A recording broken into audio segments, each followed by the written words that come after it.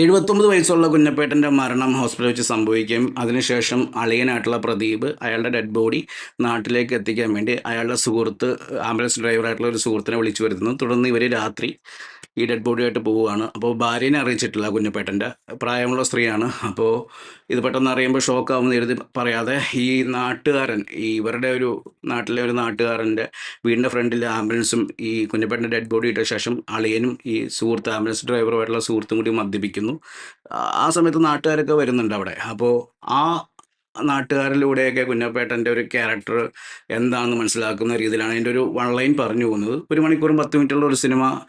പുതുമുഖങ്ങളാണെന്ന് തോന്നുന്നു. അധികം കണ്ടിട്ടില്ലാത്ത ഫേസുകളാണ് ഇതിൽ വന്നിരിക്കുന്നത്, അഭിനയിച്ചിരിക്കുന്നത്. എന്തായാലും ബോറല്ല, അത്യാവശ്യം ബോറടിക്കാത്ത രീതിയിൽ കണ്ടിരിക്കാം. പിന്നെ ഇത് ഈ മായ പോലത്തെ സിനിമകളൊക്കെ കണ്ടിട്ടുള്ള നമ്മുടെ മുന്നിലേക്ക് ഇത്തരം സിനിമ വരുമ്പോൾ എത്രത്തോളം പ്രേക്ഷകർ എൻജോയ് ചെയ്യും എന്നുള്ളത് ഒരു വലിയ സംശയമുണ്ട്. എന്തായാലും 1 മണിക്കൂറുള്ളത് കൊണ്ട് തന്നെ വലിയ രീതിയിൽ ലാഗടിക്കാതെ കാണാൻ പറ്റിയൊരു സിനിമയായിട്ടാണ് എനിക്ക് തോന്നിയത്.